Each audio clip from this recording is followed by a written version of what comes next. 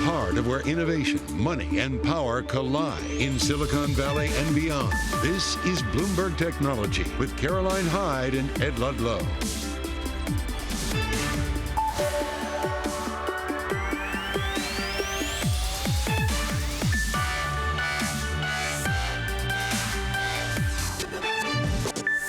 I'm Caroline Hyde at Bloomberg's World Headquarters in New York.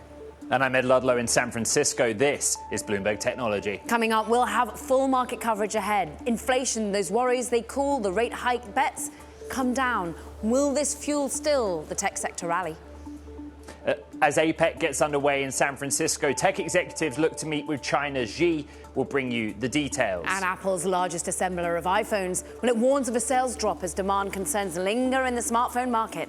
We'll have more ahead on Foxconn, but first, let's check in on these markets because it is a macro story of the day. Inflation, it cools the CPI print, just showing 0.2% growth in terms of the core, and it means we have fuel to the fire of the Nasdaq. We're currently up some more than 2% at the moment, and we're seeing that really across the major benchmarks as well, even small caps getting a fire on.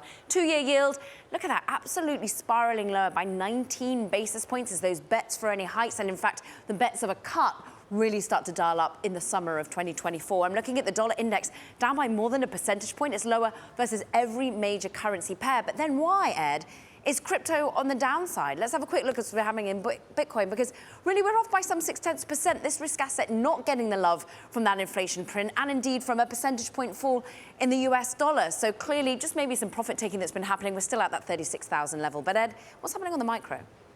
There's a lot happening in the show today, and the stocks behind me kind of reflect the stories we'll cover. We're going to look at Foxconn and its earnings, the main contract manufacturer that assembles the iPhone. A worrying outlook, but Apple actually up, moving higher. Grindr had strong earnings, the stock up significantly. We will speak to the Grindr CEO. And then finally, Alphabet, parent company of Google. We're going to go to our reporter to talk about what YouTube's doing in the context of AI-generated content and content moderation. In terms of a stock story, there is one name that is a big story in its own right, and that is Nvidia. Nvidia shares up around 1.5% in the session, but currently up for a 10th straight day. And if they close higher and in the green, that 10-day win streak matches the record that Nvidia set in December of 2016. It is the best performing stock on the S&P 500 year to date. It is the best performing stock on the Nasdaq 100 year to date, and its gain is almost 240% year to date. The story in the near term has been around AI, right, and their product announcements, but also in this session getting a boost from that cooler than expected inflation print. And Ed, it is part of the so-called Magnificent Seven, those key stocks that have just driven some of the rally throughout the year. Is it still time to be buying into them? We're pleased to welcome the perfect guest, Lafa Tengler, Investment CIO, Nancy Tengler, who I think has some key thoughts on really whether there's still fuel to the fire of the tech rally. Is there when you're getting these sorts of inflation prints? Oh, absolutely. I mean, the market loves it. But let's also not forget that these stocks have been delivering all the way through the rate hike regime from the Fed. And then again, with inflation higher, we have argued that inflation comes down symmetrically, but not necessarily linearly. So I think that this is a good number, not a huge surprise, and we'll see what happens in December. But, you know, Caroline, I wrote a piece that this market is analogous to 1990, where we had inflation above 3% for the entire decade, yields between 5 and 8% on average for the entire decade, a war, a recession, productivity like we have now. And then in addition to that, the indices were up, 400%, over 400% for the Dow and S&P, and over 800% for the Nasdaq. But Nancy, to be clear, in your mind, have we hit peak rate? Ed, I think so, but that doesn't mean we're not going to continue to see volatility. I think, we've never had this much supply come on so quickly. And so I think we'll continue to get, the market will react to bits of news. We'll see what the PPI says. But in general, I think we're kind of there.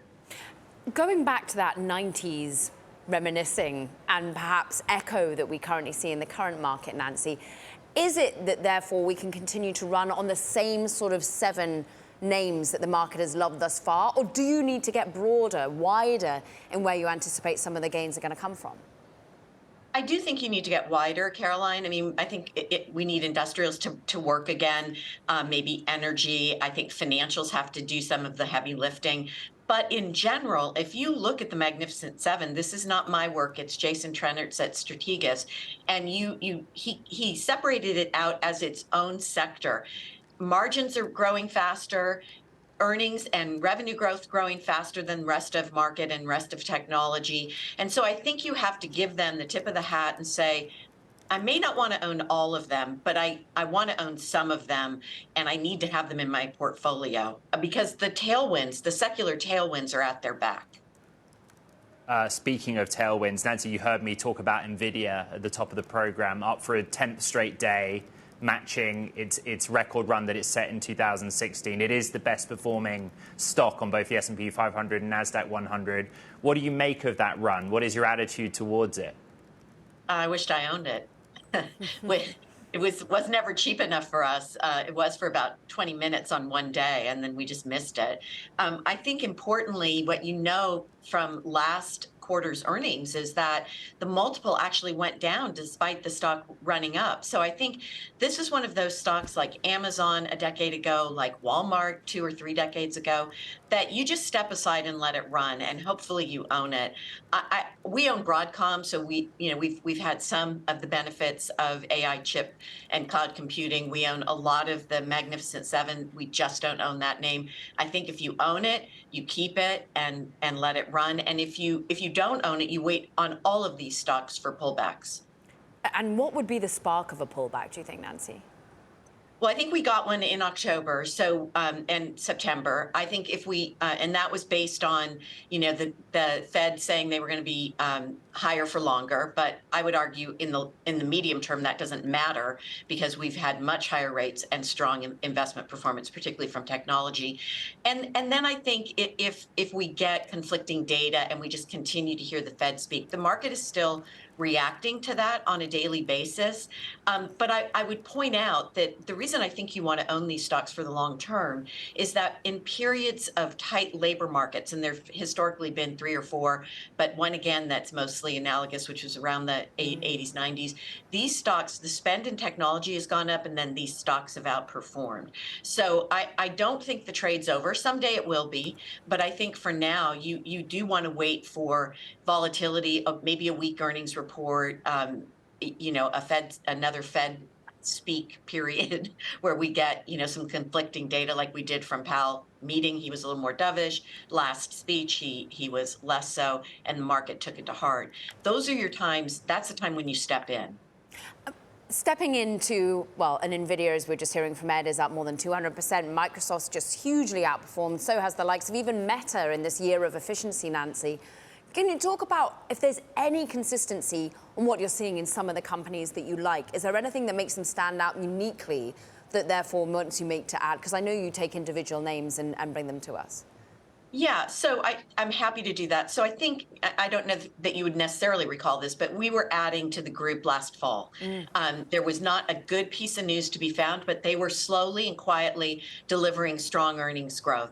So the names that are in our 12 Best Ideas portfolio are Microsoft, strong management team, Azure's taking share. They're going to monetize AI. We're seeing them cram it into every nook and cranny of offices and every other aspect of their business. The deal went through with Activision. They launched 365 Copilot. I think you're going to see this company continue to take share and dominate. And it's been it's an obvious name, but I don't think you want to walk away from it at these levels. Adobe is the unsung hero of AI. It's also a good management team. That is our theme. We pay very close attention to management. I think that's a name you want to buy on pullbacks. It's a little rich right now. ServiceNow, I've talked about before on your program. Bill McDermott delivered a beat and raise last quarter, and he's a great salesman, and he knows how to run the business. They are taking IT spend away from other providers because they're in the sweet spot of navigating cloud computing and generative AI computing. And then Amazon, I think Tony Jassy got Tim cooked when he took over. I bought Apple after Tim Cook was heralded as no Steve Jobs, and that was in about 2012 to 2013. We were adding to our Amazon last year. I think you can still buy it here. He has figured it out. He's cut costs, and we're paying very close attention to the healthcare portion of their business. But the cloud business is still growing remarkably. I think that's a name you just buy and you put it away. Nancy, you didn't mention Mark Zuckerberg. You mentioned everyone else. Meta is a magnificent seven stock. Do you hold Zuckerberg in the same leadership bracket as those? No. So we owned it many years ago. We described ourselves as reluctant shareholders.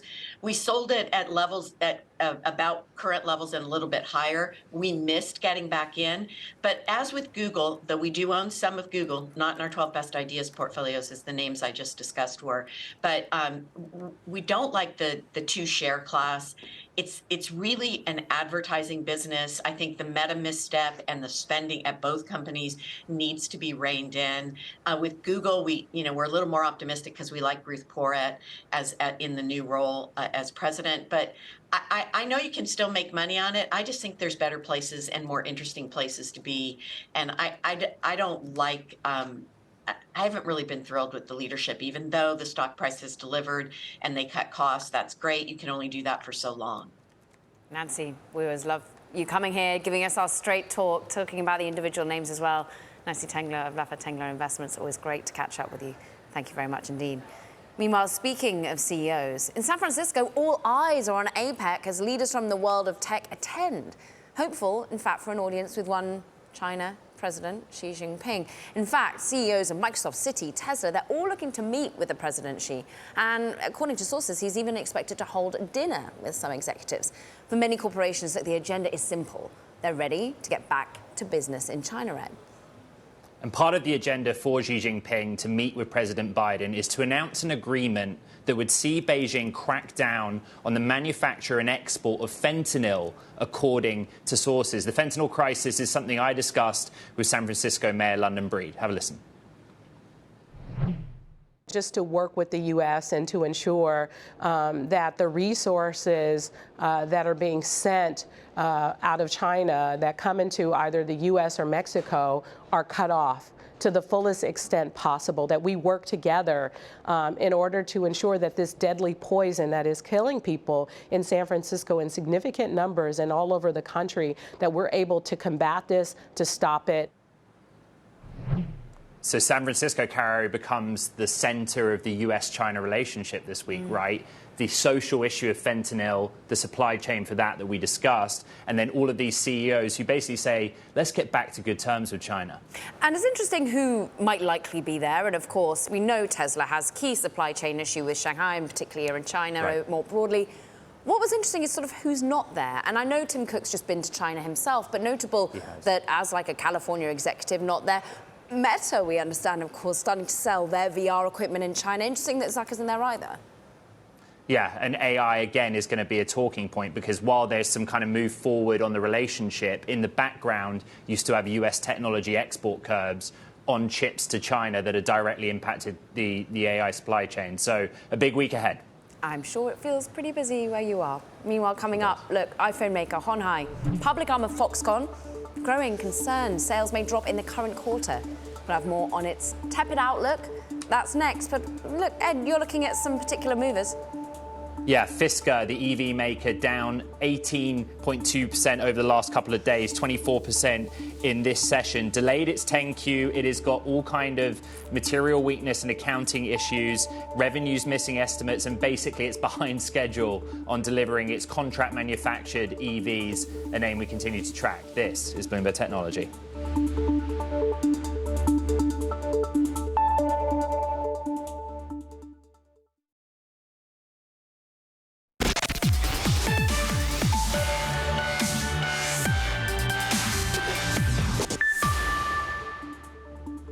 Okay, time for Talking Tech. And first up, Sea, Southeast Asia's biggest internet company, is reeling from profit loss in its third quarter. The Singapore-based company posted a net loss of $149 million compared with a profit of $322 million the previous quarter. The e-commerce growth in the region has been pressured by macro conditions and intense competition in the sector.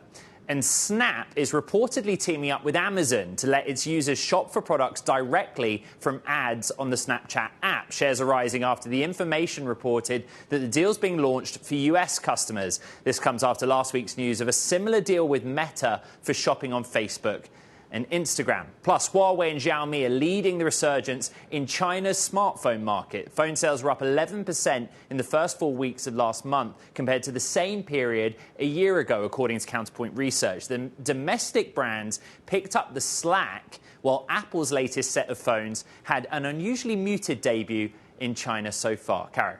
And let's stick on that muted demand for some of Apple's iPhones and what that means for its key manufacturer, Hyde. It's actually been revising its outlook after profits. They beat expectations, but revenue's still under pressure. Remember, this is the public arm of Foxconn, and it's been warning that sales may fall as demand for the iPhone remains kind of in flux. Very pleased to say that we're joined by Mandeep Singh, Bloomberg Intelligence Senior Technology Analyst. And perhaps not that surprising, given that we know that there's sort of a cultural backlash somewhat against Apple, use of the phones in government as well. But how much is this starting to be reflected in the supply chain? Well, so think of, how these companies are connected, TSMC and Foxconn. And if you see weakness, with TSMC calling out PCs and smartphones continuing to be weak, it's not a surprise that, Foxconn did the same. And at the end of the day, the consumer electronics market, we don't know if it has bottomed. Everyone keeps talking about it. With PCs, we saw a couple of data points this quarter that suggested a bottom, but we don't know that yet. And I think this is a confirmation that consumer may be weak, in the first half of next year as well. A lot of this, Mandeep, is like reading the tea leaves of third-party data and suppliers, right? Go back to Apple's earnings, and Tim Cook talked about when he visited the country, they claimed to have the top 4 smartphone handsets in a market that they saw as contracting, and you kind of draw the conclusion, does that mean you're taking market share? What do we wait for to know what's really happening with Apple on the data side? I mean, look, with Apple, clearly, the iPhone 15 isn't going to be a big upgrade cycle. That's what it seems like, and everyone is talking about what they can do at the chip level to really drive that, Gen AI kind of adoption at the edge level. But look, for Foxconn, it's more about what else can they diversify with. And there is demand for AI servers. In fact, Nvidia, when they are making these Gen AI servers, they're having TSMC make the chip, and Foxconn is the assembler. So clearly, there is demand when it comes to AI servers. I think it's just the consumer side continues to be weak. And these companies, all of them, TSMC, Foxconn, have a pretty sizable consumer exposure. In fact, I would say it's almost 60% of their business, whereas AI servers is still less than 5% of their overall footprint. All right, Mandeep Singh of Bloomberg Intelligence, thank you very much. Now, coming up here on Bloomberg Technology, we sit down for an exclusive interview with the CEO of social app Grindr as the company raises its full-year outlook. This is Bloomberg Technology.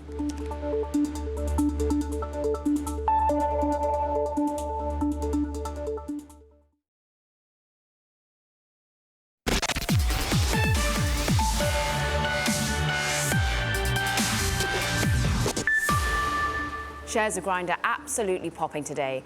Let's talk about the social, the dating app, as it raises its full-year guidance, posted third-quarter revenue that's higher than 39% year-over-year. We're now on the CEO of Grindr, George Arison. George, it's great to have you on the show. And just this growth, this managing to beat, what's driving it at the moment? Is it all about subscriptions? It's almost all coming from subscriptions and add-on products. We did have a great quarter, grew 39% year-over-year. And a lot of it had to do with us launching a weekly pricing option. Users have been asking for a lower price tier that they could use to entry point into the product on a paying basis. And we launched that earlier this year, and the results of that have been really, really positive. So really happy about that. Grindr is really under-monetized. Our conversion to paying customers is much lower than our peer set, partly because we've never really focused on that. It was all about offering a lot of free features versus paying features. And now as we transition to offering more paying features, I think we're seeing really positive results. And there's a lot more room to continue with that because obviously we're at like half the payer penetration that some of our peers are. So let's talk about 13.5 million average monthly users. Where then, if you're managing to continue to grow, do you spend, do you invest? Is it more about marketing? Is it about branding? Is it about more actually the underlying product and perhaps interweaving AI within it? Yeah, almost all of our investments are around people to build technology and product because we have a ton of opportunity to create new features that users want. For example, right now we're working on Teleport, which is going to let users show themselves in a different market from the one they're in today, something that users have been asking for a long time. We spend virtually no money on marketing. It's like less than 1% of our revenue this year.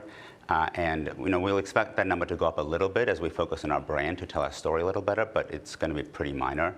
We don't do paid user acquisition. We're really fortunate that it's the product and the fact that people already know about us that drives the user growth. Our MAU growth is also really strong and has been for a long time now, but it's all driven by word of mouth and by top of funnel user products that we build, like albums, for example, that went live last year. We added video to albums this year, and users have loved that. Over 1 billion albums shared in less than a year, which is really fantastic. So George, 40% top line growth, 20% paying user growth, and then 8% active user growth. What should that tell us about who's using the platform and how they're using it? Yeah, so I think it's telling you that as we launch more features that people want to pay for, a larger percentage of people will convert to becoming paying customers, and we have a lot more to do on that over the next couple of years. And then we also know that younger people come back to the platform, right? Unlike a lot of other social products that have been replaced by one platform by the next, et cetera, right? TikTok replacing Instagram and so forth. That hasn't really happened in our space. The users have been coming back to Grindr as they've kind of become 18 plus, in part because they know that that's where everybody else in that community is. And so the community aspect of Grindr really helps with that, and that's something that we want to continue to lean in on. Now, at the same time, we do see a lot of opportunity with what I'd call older users. Now, that's not kind of that much older. We're talking about 30 to 40-year-olds. That cohort of gay men in particular wants to start thinking about dating. And so there's a lot of opportunity to enable dating products for them, which we already have a lot of dating relationships that develop on Grindr. About 1 in 4 gay relationships in the US originates on Grindr, but we think we can have a much better user set for them to date better and to meet people a lot better. And AI is a big part of that. Caroline mentioned that a minute ago.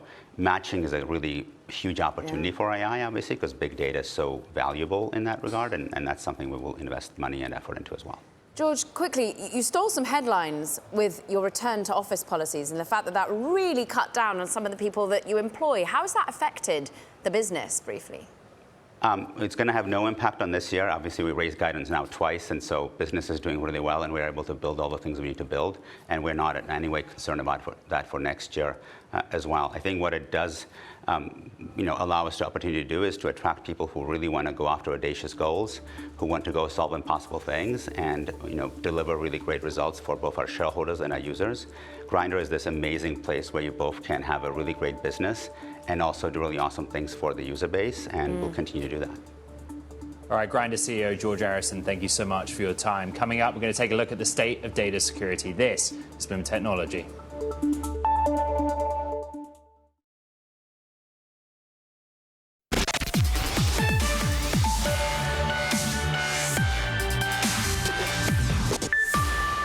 Welcome back to Bloomberg Technology. I'm Caroline Hyde in New York.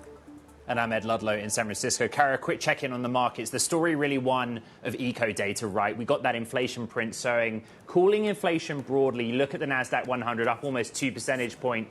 And you were talking, Kara, about the kind of shorter end of the curve. US 10-year yield also seeing the yield pull back down some 17 basis points. Why do we cover rates? Well, they impact equity markets, as you see behind me. But it's kind of interesting how the conversation might change into private markets as well, right? When interest rates started to take off in the back half of 2021, what happened? Global VC funding came down. So even though the conversation now is about whether or not we're at peak rate, it's going to impact public and private markets going forward, which is something we love to discuss on the show. It certainly is, and that intersection. And well, actually, what we also love to discuss is the fact that technology hits every single industry group, and not always in the most positive manner, in particular when it comes to cyber attacks. Look, just days after the Industrial and Commercial Bank of China got hit with that ransomware attack, members of the management, we understand, have jumped on a plane over the weekend to reassure market participants right here in the United States. Officials spoke with hundreds of member firms of the Securities Industry and Financial Markets Association, according to sources. But it's still unclear when the stricken systems will actually start functioning again. Of course, there's a big impact on the all-important bond market, Ed. Let's stick with cyber and data security and bring in Rubrik's CEO, Bipul Sinha. Rubrik's just put out its latest data security report. And I guess the best place to start is from a technology perspective. What was the conclusion? What is the threat that data holders, data users around the world face right now? It's a cyber mayhem out there. What our research report found was 1 in 3 people lost their personal information and they don't even know about it. Personal information such as social security number and other contact information. And what is also interesting is that 2 out of the 3 organizations have data growing so fast that they can't even keep up with the data security. 98% of the IT leaders are saying that they can't secure the data because the data growth is so much. Just look at what happened at MGM. MGM had $100 million cost because a lot of their customers' credit card information, contact information was actually stolen. I think the staggering figure that jumped out at me is that 1 in 2, or 50% of all companies that have had some kind of loss of data from a cyber incident. Where is the threat coming from? You know, traditionally we'd say, oh, well, it's coming from Russia or China. Is that still the case? It's a combination of many things. You could have bored teenagers trying to monetize. You could have nation-state actors, industrial espionage. I mean, the cyber landscape is much more complex, much more active, is because the digital economy is becoming such a big part of the overall economy, and cyber is a massive threat to our economy. Precisely. Total volume of data at an organization that they need to secure is sort of rising, you say, 7x over the next 5 years. What on earth, then, is a CSO to do in this current environment? Just spend more and more, get more and more sort of focus on cyber, on bringing in more protections? How on earth can they battle this just absolute explosion of data? We have to reframe the cyber discussion. Cyber discussion so far has been about prevention of attacks, and that's what cybersecurity industry is doing the last 20, 30 years. We have to reframe the discussion from prevention to resilience. You have to do prevention, but that's not enough. The resilience says that you can continue to operate the business even in presence of cyber attacks and breaches. You protect your customers' information, your IP, your core business data, even when the breaches and attack happen. That's the future, cyber resilience. The future, many would say, is also how you deploy generative AI more broadly into becoming not only the attacker, but the protector here. You're backed by Microsoft, of course, which is pinning an awful lot of its future on artificial intelligence. How are you weaving it in at Bloomberg? Cyber attacks have gone beyond human comprehension. You have to fight fire with fire. And as attackers are leveraging AI to generate more codes to actually attack you, you have to apply AI to understand what the heck is really going on, because the data lives in on-premises, data lives in cloud, data lives in SaaS applications, and there are so much volume variability and velocity of data generation and usage that you have to apply AI to understand a bad actor touching your data in the cloud or bad actor touching your data into SaaS, and how to connect all these dots to really deliver cyber resilience end to end. People, we're almost at the end of 2023, believe it or not. Started the year at CES, where everyone said the private sector isn't doing enough to ward off cyber threats. Then in April, we went to RSA, and everyone said the private sector is not doing enough to ward off cyber threats. By the end of 2023, will anyone have done anything to ward off cyber threats? See, that everybody is trying hard. The challenge is that we are stuck in this old model of preventing attack, trying to stop attack. We need to reframe the discussion saying, prevention is important, but just relying on prevention is failure to plan. We need to have a strategic cyber defense initiative, which assumes that attacks are inevitable. And how do you continue to operate the business in presence of attacks? Have a strategy about resilience, have a strategy about recovery, because, again, the digital trust is important for a functioning economy. And if you don't have digital trust, if the systems are down for days and days, just in case of MGM, people's ability to transact and have confidence in the system will be very low. I want to ask more about your company, because quite clearly you've got a lot of problems to be solving for other businesses. Tell us a little bit about, well, the exuberance around 2023 wasn't just about people needing to invest in cyber. It was also about, will we get more public offerings? And your name came up time and time again. How is that trajectory going for Rubrik? Our business is very strong because of the fundamental realization that businesses have to have a plan of cyber recovery, cyber resilience, and that's what we are delivering in the marketplace. Obviously, given the interest rate environment, given the broader macro economy, the market is in a little bit of a situation, and we are watching the market. We are preparing ourselves. When the market is right, when we are ready, we'll enter the public market. And that happening within 2023, I talked about how little of it is left, is on the cards? I don't know, to be the honest answer, because I will leave the market prediction to the market experts. But again, I have a view that Rubrik will be a public company, and we want to build a long-term company. CEO Bipul Sinha, great to have some time with you of Rubrik. Thank you. Meanwhile, coming up, let's talk about women's health. The tech startup Circle gets backing from Sheryl Sandberg's new VC firm. Circle CEO Juan Carlos Riviero is going to be joining us next. This is Bloomberg Technology.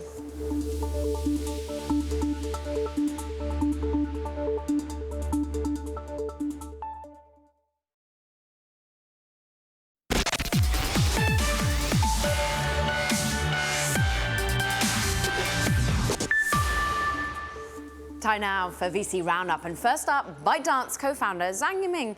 His 5-month-old VC firm, Cool River Venture, has leased space in one of Hong Kong's most recognizable skyscrapers. An influx of Chinese financial houses have flocked to Hong Kong as it tries to promote itself as an Asian financial hub emerging from the, barren years of COVID.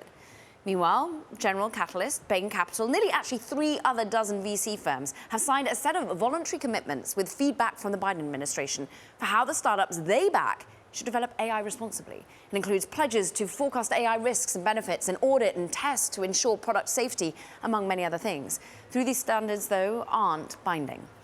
And Collective Global, it wants to change how pensions access the innovation economy. It's a new investment fund, and it's co-owned by the California Pensions. It's launching with more than $1 billion in committed assets under management and a goal of broadening the plan's exposure to venture capital, Ed.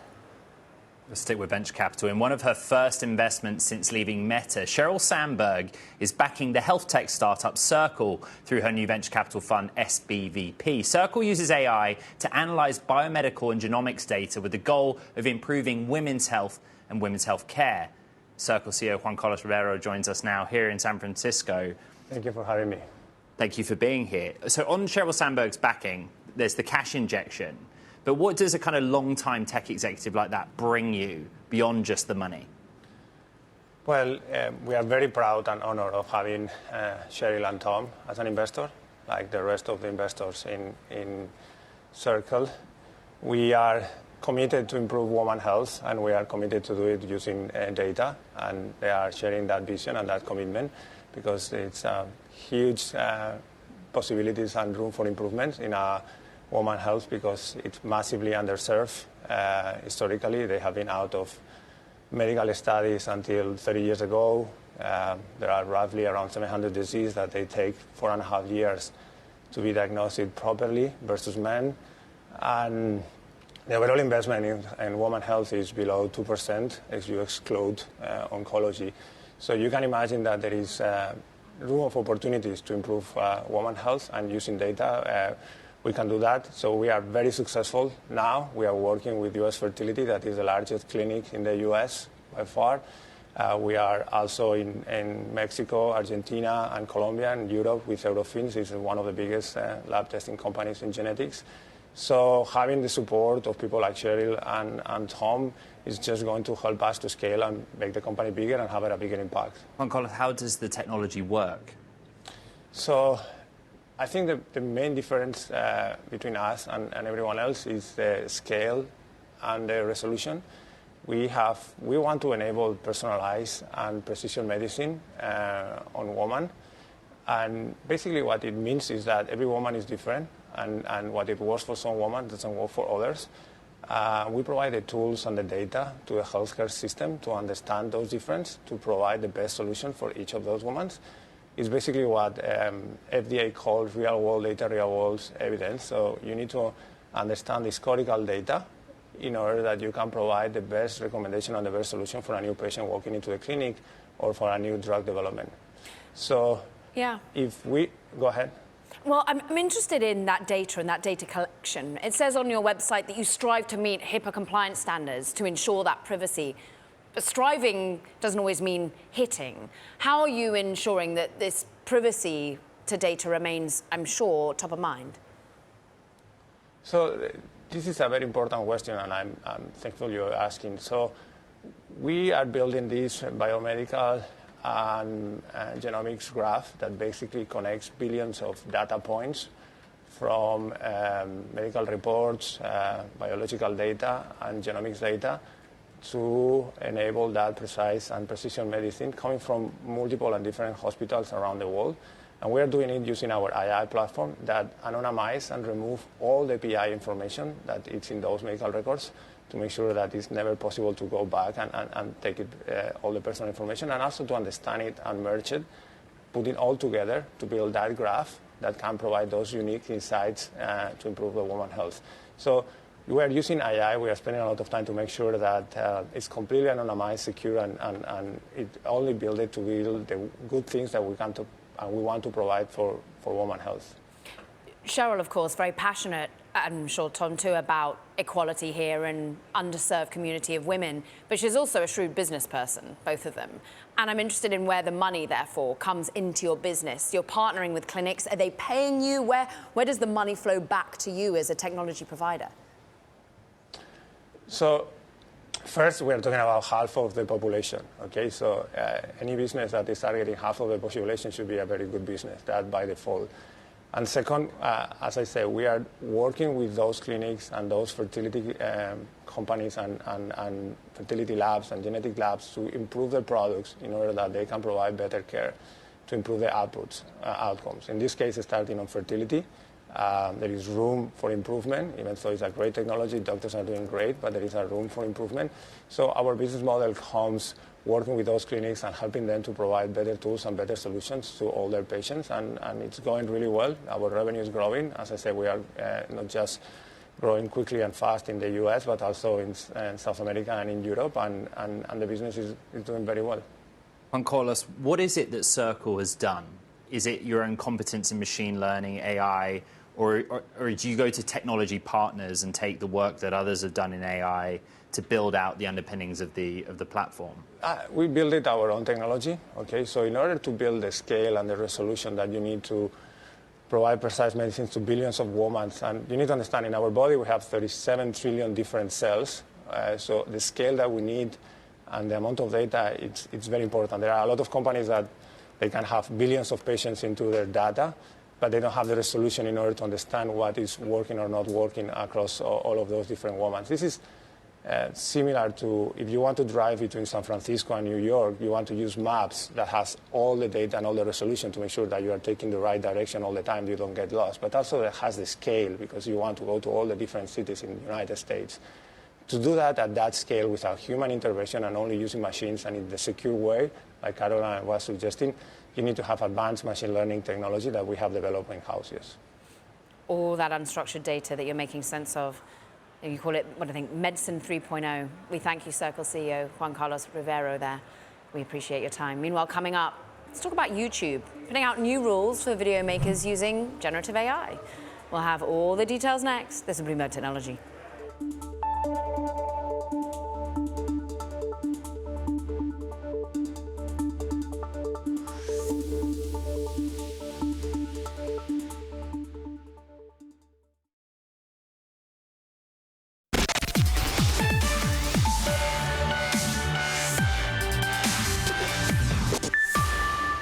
Formula One's owners, that's Liberty Media, well, they've had to apologise to the city of Las Vegas for apparently the disruption caused by the Grand Prix scheduled for this weekend.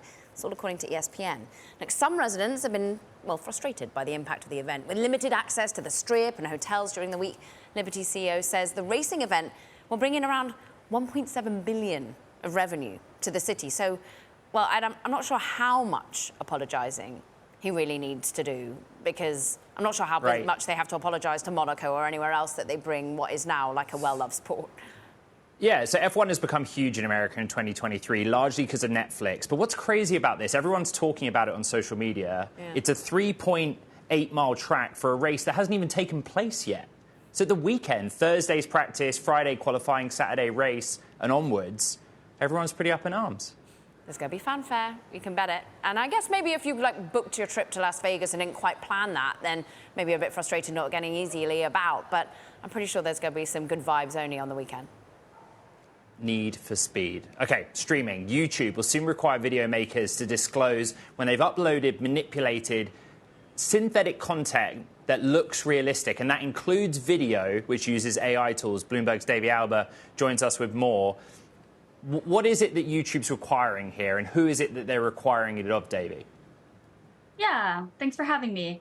So YouTube said in its blog post announcing this new policy that in the next year, creators who use YouTube's video platform need to check these new options on the creator side and disclose when they have used synthetic or manipulated content in their videos. And that would automatically create a label within the video description that indicates to readers that there is some synthetic content in there. And that would apply for any AI-generated video content, including YouTube's own AI-making tools. Yeah, I mean, it's notable that actually they've been wanting to lure some of their key creators to use their own tools to bring generative AI to life. But this is particularly important when it comes to more sensitive types of content, right? Particularly when we're thinking of elections approaching or when you're thinking of healthcare. Is there more areas where the flagging is going to be more unique, more obvious? Yeah, absolutely. You mentioned two key areas. Those are two that YouTube is actually looking at. Elections, ongoing conflicts, and public health crises. There will be a flag that is not just in the video description, but on the video player itself. And YouTube is saying that for these sensitive topics, there's a higher bar. You have to, disclose these things to viewers. And as part of the requirements that it is now putting onto these creators, if creators actually don't disclose these things consistently, they may be subject to penalties on YouTube, including removal of the content on the platform or being demonetized, so unable to make revenue from advertising on YouTube. I mean, Davey, all of this feels like a bit of a no-brainer, particularly after Meta had just been announcing they're doing the same, particularly when it comes to ads that might well have, generated content within them. What is difficult about this for YouTube? Why has it taken them, a week later versus Meta, for example? Yeah, well, Google has actually announced a policy that would apply to political ads on all of its platforms, including Google Search, YouTube and elsewhere, that would flag users, people who are viewing the content, if there are AI-generated content in that. This is different because it applies to just content that is created on YouTube and not particularly for advertising. But, Google is in a very special position here because they both create generative AI tools that really anyone can use, and they have the platforms such as YouTube to distribute this kind of content far and wide. And so, all year Google has been talking about the enormous responsibility that comes with AI and, putting AI into the hands of people. And this is one demonstration of them trying to, sort of walk the walk and say that, we are doing the right thing. We are adding these disclosures, letting people know when generative AI is in use on our platforms. All about the responsibility when you're building the tech too. Bloomberg's Davey Alba, thank you so much for joining us on All Things YouTube. Meanwhile, look, that does it for this edition of Bloomberg Technology. And boy, another jam-packed show across earnings and indeed technological development, Ed.